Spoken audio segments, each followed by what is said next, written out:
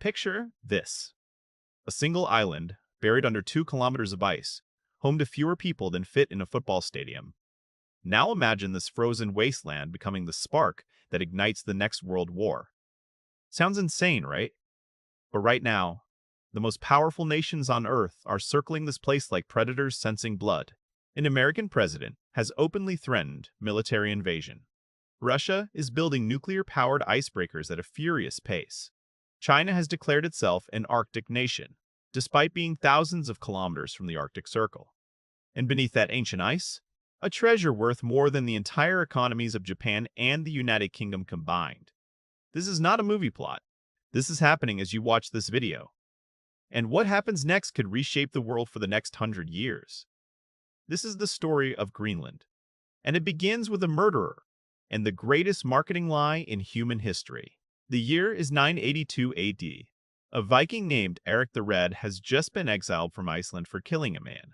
With nowhere left to run, he sails west into waters no European has ever crossed. What he finds is a massive, frozen landmass.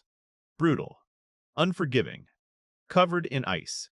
He spends 3 years exploring its coastline, barely surviving its winters. Then he returns to Iceland with a mission: convince people to follow him back. So what does he call this frozen death trap? Greenland. Not ice hell. Not white wasteland.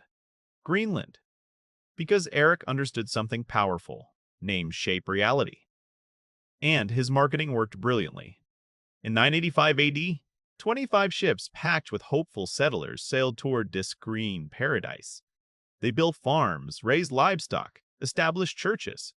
At their peak, nearly 5,000 Vikings called Greenland home. Here's the twist: nobody mentions. The Vikings were never alone. The Inuit had lived there for thousands of years before any European ship appeared. They had mastered survival in conditions that would kill most humans within hours. They hunted whales and polar bears. They built homes that could withstand minus 40 degrees. They thrived while wearing animal skins, while Vikings stubbornly clung to their wool. By 1450, every single Viking settlement had been abandoned. The last record we have is a wedding certificate from 1408. After that, silence. Empty churches. Unmarked graves. The Vikings vanished completely. The Inuit remained, because they belonged to that land in ways colonizers never could. Denmark never forgot its Arctic claims. In 1721, a missionary named Hans Egede arrived looking for the lost Viking Christians. He found only Inuit, but he stayed anyway, and Denmark claimed Greenland as a colony. For the next 250 years, Denmark ruled under a policy called the Closed Land. No outsiders without Danish permission. Trade only through Danish monopolies. Indigenous culture systematically suppressed. Danish language forced into schools. Christianity imposed on people its spiritual traditions stretching back millennia. It was colonialism dressed as protection. But the darkest chapter came during the Cold War. America wanted a military base in the Arctic to track Soviet missiles. They chose Thule, a remote Inuit settlement in northern Greenland. Denmark agreed. Just one problem: people actually lived there. In 1953, the Danish government gave the Inuit of Thule 4 days' notice. Pack up, leave, now. 120 people were forcibly relocated 150 kilometers north to barren hunting grounds. They lost their homes, their ancestral territory, their graveyards, everything. Denmark promised compensation. It took 50 years to deliver. The apology finally came in 2003. But here's what burns: the Thule Air Base is still there today, housing thousands of American military personnel. The displaced Inuit never returned home. This history matters. It explains why Greenlanders today feel caught between worlds. Why their suicide rate is the highest on Earth. Why alcoholism devastates their communities. Why the question of independence carries such emotional weight. When you understand what was stolen from these people, you understand why they guard what remains so fiercely. Now let's talk about what everyone really wants. Greenland sits atop what may be the most valuable geological treasure chest on Earth. The Arctic region holds an estimated 13% of the world's undiscovered oil and 30% of its natural gas. Beneath northeastern Greenland alone lies roughly 31 billion barrels of oil equivalent to America's entire proven crude reserves. But here's the thing. Oil is yesterday's obsession. The real prize? Rare earth elements. Never heard of them? You use them every single day. Your smartphone contains rare earths. Electric vehicle batteries depend on them. Wind turbines, fighter jets, satellites, medical imaging equipment, solar panels all require these 17 minerals that most people couldn't name. Here's the problem. China controls 80% of global rare earth production. They've started restricting exports, using these minerals as leverage in trade disputes. Western nations suddenly realized they built their entire technological future on a foundation controlled by a strategic rival. Greenland offers the escape hatch. The Kama Shell deposit in southern Greenland alone contains an estimated 6.6 million tons of rare earth oxides, enough to supply global demand for decades. Additional surveys have identified over 3,000 mineral sites across the island: zinc, lead, iron ore, uranium, even gem-quality rubies and sapphires. Conservative estimates value these resources at $4.4 trillion.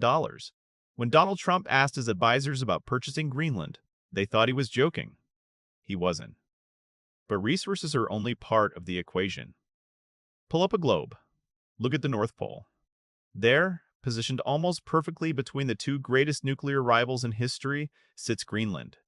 America on one side, Russia on the other. And right in the middle, like a massive aircraft carrier that never moves, rests this island of ice. If Russia launches a nuclear missile at the United States, it won't travel across the Pacific or Atlantic. It will arc directly over the North Pole, right above Greenland. The Thule Air Base houses America's upgraded early warning radar system. It can detect a Russian missile launch within moments. This provides 15 to 20 minutes of warning time. That might sound brief, but it's the difference between intercepting a threat and watching New York disappear in nuclear fire. American forces already operate in Greenland under agreements with Denmark. But control through agreement isn't the same as owning territory. If Greenland achieves independence and decides to kick foreign forces out, Washington faces an unacceptable strategic vulnerability. There's another layer. Undersea cables carrying internet traffic between North America and Europe pass through waters near Greenland. These cables are the nervous system of the Western Alliance. Russian vessels have been spotted repeatedly near these cables.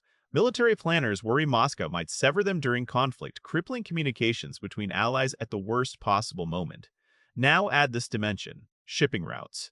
For centuries, global trade has depended on two choke points: the Suez Canal, connecting Europe to Asia, the Panama Canal linking the Atlantic and Pacific. Every disruption to these passages sends shockwaves through the world economy.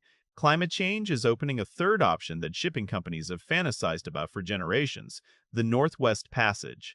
Once frozen year-round and impassable, this route is becoming navigable as Arctic ice melts. Consider the math. Shanghai to London via Panama Canal, 23,000 kilometers. Through Suez, 21,000 kilometers. Through the Northwest Passage, just 16,000 kilometers. That's 7,000 kilometers saved. 2 weeks less travel time. Millions of dollars in fuel costs eliminated per voyage. Greenland sits directly beside the entrance to this emerging corridor. Any vessel entering the Northwest Passage from the Atlantic must navigate past Greenland's coast. Whoever controls this island controls the toll booth to the future of global shipping. Russia knows this. Moscow is aggressively building nuclear icebreakers to escort commercial vessels through northern waters. China, despite having zero Arctic territory, has declared itself a near-Arctic nation and proposed a polar Silk Road. If America fails to secure its position, Washington fears the keys to global trade will fall to its rivals. But here's what gets lost in all the strategic calculations. Greenland is not an empty chess piece. It's home to 57,000 people whose ancestors survived when Vikings perished, people who still hunt seals across sea ice using methods unchanged for millennia, people who speak a language so complex that entire sentences can be a single word, people who have names for feelings we don't even recognize. These Greenlanders face their own crisis as climate change transforms their homeland. The Arctic warms 4 times faster than the rest of the planet.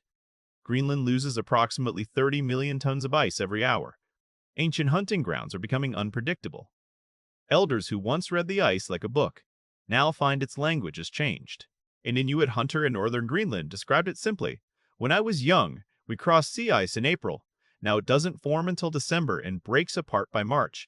We've lost 2 months of our year. That's not weather, that's identity." The younger generation sees opportunity in the melting ice. Mining jobs, tourism revenue, economic development that might finally let Greenland stand on its own. The older generation sees something else: The resource curse that has devastated countries from Nigeria to Venezuela, where sudden mineral wealth brought corruption, exploitation, and ultimately left citizens worse off than before.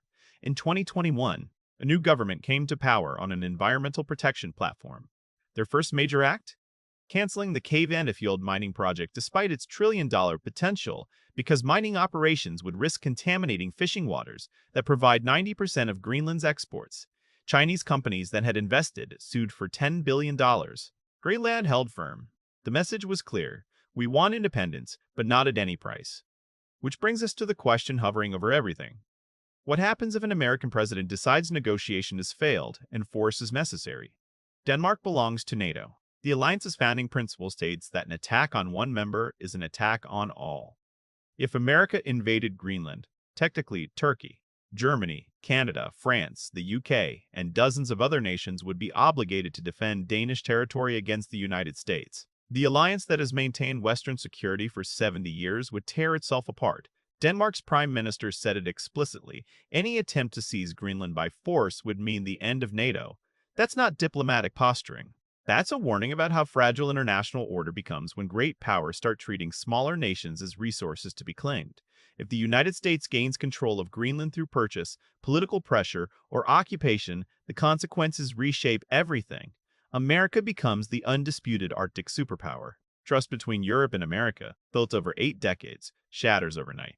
China's rare earth monopoly faces serious challenge, and the indigenous people of Greenland watch foreign powers decide their fate, again, without meaningful consent. Perhaps most dangerously, success would establish a precedent. Powerful nations can simply take what they want from weaker neighbors. The post-World War II international order was built specifically to prevent this. If that order crumbles, every small nation on Earth becomes vulnerable. Every border becomes negotiable. The Inuit have a word that captures something essential, Sila. It means weather, climate, consciousness, the universe, and the outside world all at once. Because to people who've survived the Arctic for thousands of years, these aren't separate concepts. The ice is not just frozen water. It's memory. The weather isn't just atmospheric conditions. It's identity. Eric the Red called this place Greenland to lure desperate settlers with a lie. Denmark called it a colony to justify extraction and suppression.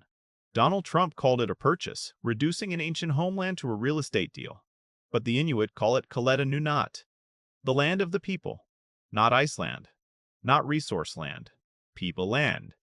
Those people survived Viking invasions, Danish colonization, forced assimilation, cultural erasure, and winters that would kill most humans within days. They'll survive this latest chapter of foreign interest. The question is whether the world will let them survive on their own terms. The ice keeps melting, revealing treasures and threats in equal measure. The shipping lanes keep opening, promising new routes and new conflicts. The minerals stay buried, waiting for whoever proves willing to pay the true cost. And 57,000 people keep living their lives on the edge of the habitable world, hoping that this time, the foreigners will see them as neighbors rather than obstacles. What happens in Greenland will echo across the next century. It will determine whether international law means anything when powerful nations want something badly enough. It will reveal whether humanity can manage Arctic resources without destroying them. It will show whether indigenous peoples have rights that superpowers must respect. The world is watching a frozen island melt into the defining crisis of our era. The only question left, will history repeat its oldest, cruelest pattern? The strong taking from the weak because they can? Or will this time be different?